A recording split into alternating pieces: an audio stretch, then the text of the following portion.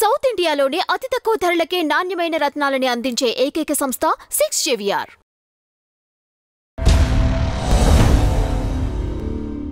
కానీ సీరియల్స్లో మీరు బ్రహ్మాండమైన చాలా చాలా పెద్ద పెద్ద మెగా సీరియల్స్కి సంబంధించినవి చేశారు. కానీ ఇక్కడికి వచ్చి సినిమాలకు వచ్చేసరికల్లా నాన్నగారి ఏదైతే ఉందో ఆ ట్రాక్ ఉందో అది బిల్డ్ చేసుకోలేకపోయారనిపించింది సినిమాల విషయంలో. అంటే నాకు ఇంట్రెస్ట్ లేదండి ఫస్ట్ పాయింట్. అవునా? ఎందుకంటే నేను టీవీలో బాగా బిజీగా ఉన్నానండి. నేను ఓకే అంటే ఆల్మోస్ట్ 22 అవర్స్ వర్క్ చేస్తూ నేను బిజీగా ఉన్నాను. చాలా తృప్తిగా ఉండేది నాకు. నేను ఎప్పుడు డబ్బుల కోసం ఎప్పుడు పనిచేయలేదు. నేను ఎంజాయ్ చేసేవాడిని బాగా. ఎన్నో ఎక్స్పెరిమెంట్లు ఆ రోజుల్లో మీరు నా సీరియల్స్ తీసుకుంటే చాలా చాలా ఎక్స్పెరిమెంట్స్ ఉండేవి అప్పుడు ఆ రోజుల్లోనే. మీరు 95, 96లోనే డ్యూయల్ రోల్స్ చేయటం కానివ్వండి, 3 రోల్స్ చేయటం కానివ్వండి, ఇవి కానీ ఇలాంటి ఎక్స్పెరిమెంట్లు ఇవన్నీ చాలా చేసేవాడిని. నేనే మ్యూజిక్లు వేసుకునేవాడిని. సో చాలా ఎంజాయ్ చేసేవాడిని వర్క్ నేను ఫస్ట్ పాయింట్. ఓకే. సో నాకు అటు వెళ్ళాలని ఇంట్రెస్ట్ రాలేదండి నాకు. ఎందుకంటే ఐఎమ్ వెరీ కంటెంట్ ఇక్కడ. పైగా తెస్తున్న డబ్బులకి మా ఆవిడ ఏమి వంకలు చెప్పట్లేదు. నాకు ఆ నెక్లెస్లు కావాలి ఇవి కావాలని ఎవరు చెప్పట్లేదు. సో ఏం తెచ్చిచ్చినా తను నడిపించేస్తుంది. సో నాకు అటు సైడ్ వెళ్ళాలనే ఉద్దేశమే నాకు రాలేదు అసలు ఫస్ట్ పాయింట్. వచ్చినా కూడా అక్కడికి వెళ్తే అంత ఫెసిలిటీస్ ఇచ్చి నన్ను పెట్టుకునే వాళ్ళు ఉండరు. నేను చూశాను అప్పటికి కూడా. ఎందుకంటే సీరియల్స్ కూడా మనం చూస్తాం కదా, సీరియల్స్కి వస్తారు ప్రొడ్యూసర్లు, సార్ మనం చాలా బాగా తీయాలి సార్ సీరియల్, అసలు ఇంతవరకు ఎవరు తీయనట్టు ఉండాలి, అవుట్ ఆఫ్ ది వే ఉండాలి, అది ఇది అంటారు. సరే సార్ అని మనం ఎక్విప్మెంట్ లిస్ట్ ఇస్తాం. సార్ క్రేన్ ఎందుకు సార్, మీరు నించొని కూర్చుని లేస్తేనే క్రేన్ లాగా ఉంటుంది కదా, క్రేన్ ఎందుకు, ఈ లైట్లు ఎందుకు అని మొదలు పెడతారు. మళ్ళీ మామూలుగా వచ్చేస్తారు అనమాట.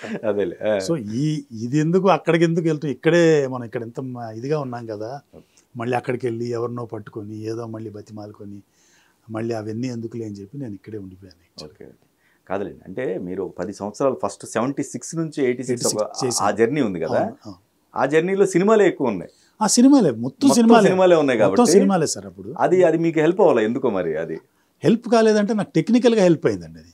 ఓహో ఓకే. ఇప్పుడు టీవీకి వచ్చినప్పుడు ఆ రోజుల్లో టెలివిజన్ దూరదర్శన్ స్టార్ట్ అయినప్పుడు టెలివిజన్ తీసేటప్పుడు అప్పుడు కెమెరామెన్లు అందరూ ఆల్మోస్ట్ దూరదర్శన్ ఎంప్లాయీస్ ఉండేవాళ్ళండి. సో వాళ్ళ టెక్నాలజీ ఏంటి, కెమెరాని అలా స్టడీగా పెట్టి తీయటం.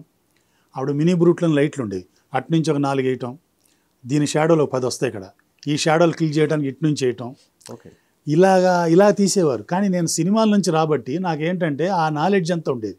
కెమెరా స్టడీగా ఉండకూడదు, ఏదో మూవ్ అవ్వాలి, కెమెరా మూవ్ అవ్వకపోతే ఆర్టిస్ట్ అన్నా మూవ్ అవ్వాలి, లైటింగ్ అంతా కూడా దీనికి లొకేషన్ తగ్గట్టు ఉండాలి. అంటే మనం ఇక్కడ కూర్చున్నాం, ఇక్కడ విండో ఉందంటే ఆ సోర్స్ లైటింగ్ ఉండాలి. ఇలాగా అవన్నీ చేసేటప్పటికి కొత్తగా అనిపించింది. అందుకే అందరూ నన్ను లైక్ చేసి చేయటం మొదలుపెట్టారు. Okay okay. సో ఆ నాలెడ్జ్ అంతా నాకు ఇక్కడ అలా ఉపయోగపడింది అన్నమాట. ఒక రకంగా దూరదర్శన్ ఫస్ట్ మీరేనండి ఎంట్రీ, మీరు ప్రదీప్ గారు మీరంతా బ్యాచ్? అంటే ప్రభు గారు ఉన్నారండి, ప్రభు గారు అని వాళ్ళకి కూడా ఈజ్ ది సీనియర్ మోస్ట్ అనమాట.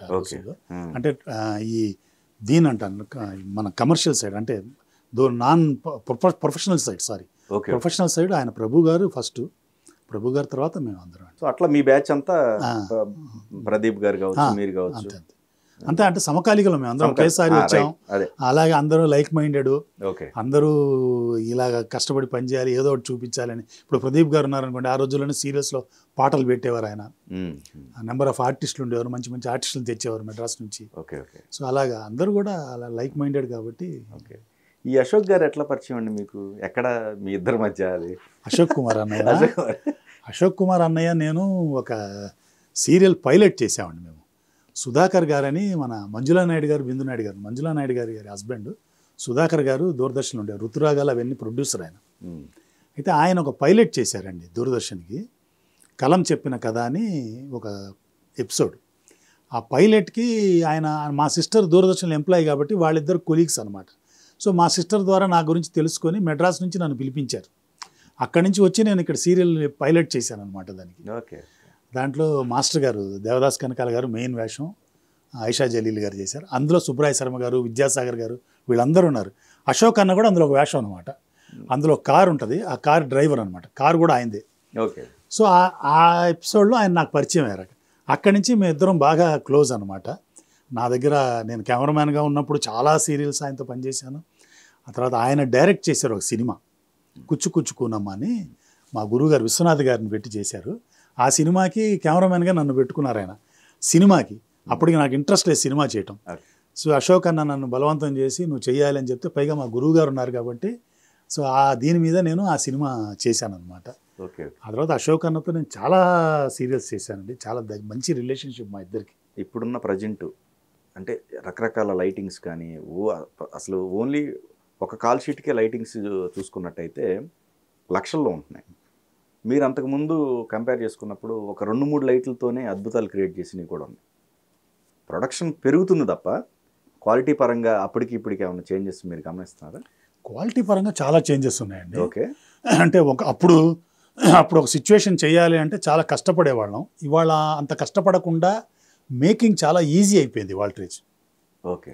ఇప్పుడు ఆ రోజుల్లో లో లైట్లు, లో స్పీడ్ కెమెరాలు, లో స్పీడ్ ఫిలింతో డైరెక్ట్గా లైట్లు వేసేసి ట్రాలీ వెళ్ళాలంటే కూడా పెద్ద ఎక్విప్మెంటు, చాలా కష్టపడి చేయటం. కార్లలో షార్ట్స్ తీయాలంటే కూడా చాలా కష్టపడడం, తాళ్ళు కట్టుకోవడం, ఇట్లా చేసేవారు. ఇవాళ అదంతా మేకింగ్ చాలా ఈజీ అయిపోయింది కదా. ప్రతి దానికి ఒక గ్యాడ్జెట్ వచ్చేసి. Right right. ఇప్పుడు డ్రోన్ అంటాడు, ఒక అండర్ వాటర్కి వచ్చిన కెమెరా అంటాడు, ఏదో కార్లో తీయటానికి ఒక కెమెరా అంటాడు. లైట్స్ కూడా చాలా high sensitive cameras, high sensitive lenses, correct. High speed, అంతా హై స్పీడ్. జస్ట్ ఒక ట్యూబ్ లైట్ వేస్తే కూడా మీకు ఎక్స్పోజర్ వచ్చేస్తుంది. కరెక్ట్. అలాంటి ఎక్విప్మెంట్ ఉంది వాల్ట్రేప్. సో దాంతో యూ కెన్ క్రియేట్ వండర్స్ అనమాట. చాలా అంటే ఇవాళ రేపు మేకింగ్ చాలా ఈజీ అండి. అలాగే విజువల్ ఎఫెక్ట్స్ సపోర్ట్ కూడా చాలా ఎక్కువ అయిపోయింది ఇప్పుడు. ఇప్పుడు మీరు ఒక ఫ్రేమ్లో చెత్తగా ఏదో ఒక చెత్త కొండి తీసినా కూడా దాన్ని తీసేస్తున్నారు. ఇప్పుడు కెమెరా ఆ రోజుల్లో మనం ఏం తీస్తే అదే అవుట్పుట్ కదా. ఇప్పుడు అట్లా కాదు కదా. మీరు చూస్తున్న అవుట్పుట్ యాక్చువల్గా తీసింది కాదు. ఇవాళ రేపు సినిమాలో చూస్తున్నప్పుడు 75% వరకు యాక్చువల్గా తీసిన అవుట్పుట్ ఉండట్లేదు. దాన్ని బాగా మెరుగుపరుస్తున్నారు, చాలా దాన్ని పాలిష్ చేస్తున్నారు విజువల్ ఎఫెక్ట్స్లో. విజువల్ ఎఫెక్ట్స్ కూడా చాలా పెద్ద క్యారెక్టర్ అయిపోయింది సినిమాలో. సో దానివల్ల మేకింగ్ చాలా ఈజీ. దీంతో కంటెంట్ ఇదైపోతుంది. కంటెంట్ ఇస్ ది కింగ్ ఉండాలి. ఇవన్నీ అలంకరణలే యాక్చువల్గా. ఇవన్నీ ఏదైనా అలంకరణలే కదా సార్. అవును.